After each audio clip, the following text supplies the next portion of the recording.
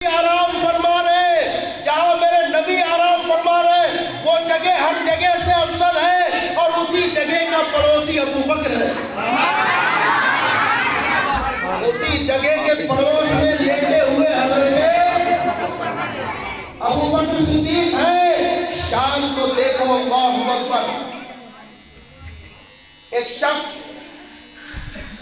شخص چلا ہوا، یہ ایران سے مولوی تھا۔ ہمایوں کے زمانے میں مشکل سے مجھے 10-5 منٹ بولنا ہے، تھوڑی دیر آپ لوگ ایسے بیٹھ جاؤ کہ جہاں پہ ہو درشی پڑے ہو۔ ایک لمبے زمانے تک ہندوستان میں صرف سنی اور حنفی مسلمان تھے، تقریباً 500 سال تک آپ نے فرمایا۔ صرف کون تھے؟ سنی اور حنفی تھے، سنی حنفی مسلمان تھے ہندوستان میں۔ ہمایوں کے زمانے میں ایران سے فوجیں منگائی گئی، تو ایران بڑے چالاک تھے نا ایرانی، تو انہوں نے کہا ایسا کرو کچھ مولوی ٹھوس دو، شیعہ رافضی مولوی ٹھوس دو، وہ جائے گے ہندوستان میں سنیوں کو کیا بنائیں گے؟ شیعہ بنائیں گے۔ ہاں ہم تو کہتے ہیں دیوبندی بنانا ہے، سمجھ میں آیا؟ اس وقت دیوبندی وہاں بھی نہیں تھے، یہ تو فرقے یہ سب نئے انگریزوں نے بنائے ہیں۔ دو فرقے تھے اس وقت، ایک سنی اور ایک، تو پورے ہندوستان میں صرف کون تھے؟ سنی۔ اب وہ چلا ہندوستان کی سرحد میں داخل ہوا تو ایک صوفی صاحب مل گئے۔ تو مولوی صاحب تو سنی شیعہ اور دیوبندی وہاں بھی ہوتے ہیں، لیکن صوفی صاحب صرف سنی ہوتے ہیں۔ کیا بات ہے، سبحان اللہ۔ صوفی صاحب صرف سنی ہوتے ہیں، ہاں اگر صوفی صاحب صرف سنی ہوتے ہیں۔ تو صاحب بات چلی، تو کہا تم شیعوں کے مولوی ہو، کیا کرنے آئے؟ کہا ہم یہاں دیکھو شیعہ بنانے آئے۔ کہا مناظرہ کریں گے؟ کہا کر لو مناظرہ۔ بات چلی مناظرے کی، تو شیعہ مولوی سے کہا صوفی صاحب نے کہ تم بیان کرو، کیا بیان کرتے ہو؟ تو اس نے کہا سنو، ہمارا عقیدہ یہ ہے کہ حضرت امام حسین جہاں کربلا میں لیٹے ہیں، اس کے 40 کلو آس پاس ایریے میں جو بھی دفن ہوا ہے مسلمان، امام حسین کے صدقے میں اللہ نے سب کو بخش دیا۔ امام حسین کے صدقے میں اللہ نے سب کو بخش دیا۔ کتنے کلومیٹر؟ 40۔ صوفی صاحب کہنے لگے بات پکی ہے، عقیدہ یہی ہے؟ کہ ہاں بالکل عقیدہ یہی پکی ہے۔ کہنے پکی؟ کہنے ہاں بالکل پکی۔ کہنے لگے تو پھر یہ بتاؤ کہ حسین کا مرتبہ بڑا ہے، حسین کے نانا مصطفیٰ کریم کا مرتبہ بڑا ہے؟ صوفی صاحب نے کیا فرمایا؟ حسین کا مرتبہ بڑا ہے کہ حسین کے نانا مصطفیٰ کریم کا مرتبہ بڑا ہے؟ تو شیعہ کہنے لگا حسین امتی ہے، نواسے ہیں، حسین کے نانا مصطفیٰ کریم وہ نانا ہے، وہ نبی ہے، نبیوں کے امام ہے، تو حضور کا مرتبہ بڑا ہے۔ کہنے پکا حضور کا مرتبہ بڑا ہے؟ کہا ہاں بڑا ہے۔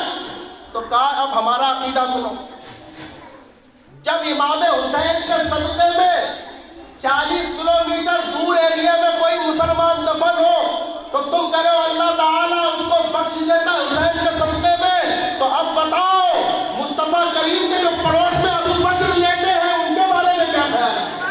کیا بات ہے، واہ واہ واہ واہ۔ تکبیر، نعرہ رسالت، نعرہ رسالت، نعرہ رسالت، جامعۃ الصالحات۔ اب حضرت ابو بکر کا نام تو ان سے برداشت بولیے نہیں ہوا برداشت، دینے پڑے گئے۔ کہنے لگے سنو، کہنے لگے جب صوفی صاحب کا یہ حال ہے یہاں تو مولوی صاحب کا حال کیا ہوگا؟ کیا بات ہے، واہ۔ جب صوفی صاحب ایسی دھجیاں اڑا رہے تو مولوی صاحب تو اور برا حال کر دیں گے، وہ وہیں سے واپس ہو گیا۔ سبحان اللہ، اہل سنت حق پر تھے، حق پر ہیں اور حق پر رہیں گے۔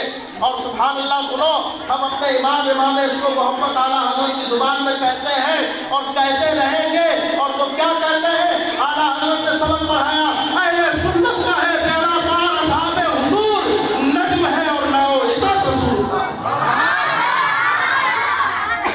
اب میں اپنی بات سے سمیٹ لوں۔ اب بات سمجھ رہی ہے، تم گھر والوں سوچو ادھر ہے تو تمہیں بتا دیں 2-4 باتیں جلدی۔ اور